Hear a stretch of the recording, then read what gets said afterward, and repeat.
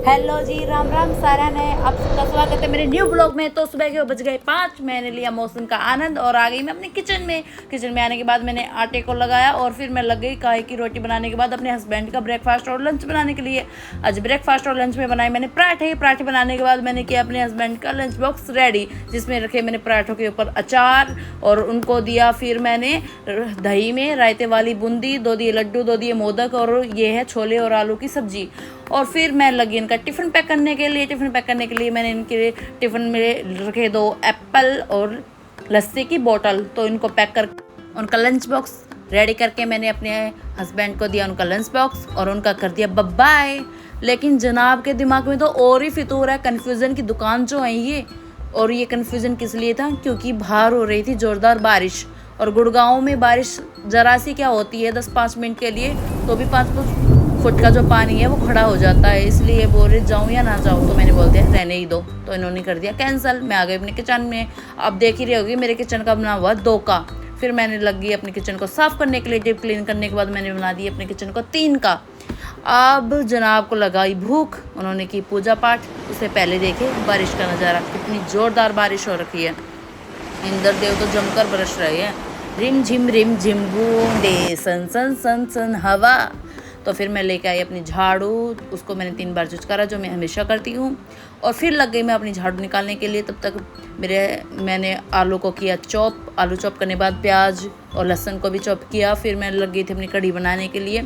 तो उसकी तैयारी करने लगी थी। तो मैंने लस्सी में सारे मसालों को ऐड करके लगा दिया कढ़ी में तड़का।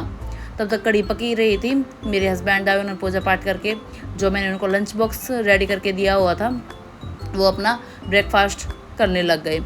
तो ब्रेकफास्ट कर रहे थे। भाई इनका भी मूड है ना, मूडी इंसान है ये। पता नहीं कब छुट्टी कर लेते हैं और कब इनको एकदम से ऐसा होता है कि मुझे ऑफिस जाना है तो जाना ही है। पर बट थोड़ी बहुत ये मेरी मान भी लेते हैं। अगर मैं बोलती हूँ नहीं जाना तो नहीं जाना। फिर मैं आ गई अपने कपड़ों को धोने के लिए। 3-4 दिनों से मेरे कपड़े इतने इकट्ठा हो रखे थे, आज तो मैंने पूरी सावड़ सी निकाल दी थी। इतने ज़्यादा कपड़े हो रखे थे, इतने ज़्यादा कपड़े हो रखे थे कि ऊपर से लाइट भी नहीं आ रही थी। सब कपड़ों को मैंने हाथ से धोया। ये गिलहरी देखो कितनी प्यारी है ना। तो सब कपड़ों को धोने के बाद मैं लग गई उन्हें सुखाने के लिए। सुखा के इंद्रदेव को कहाँ बर्दाश्त हुआ, इतने में मैंने कपड़े सुखाए। इतने में ज़ोरदार से जमकर बरस पड़े। फिर मुझे वो कपड़े फिर से उतारने पड़े।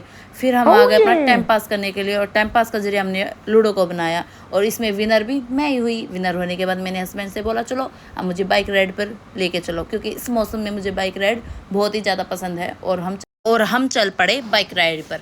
देखो कितना अच्छा व्यू आएगा, ऐसा लगेगा कि हम पहाड़ों पे गए हैं। और वैसे देखो कितना अच्छा व्यू है ना, लेकिन ये और कहीं का नज़ारा नहीं है, हमारे झाड़ली का ही नज़ारा है।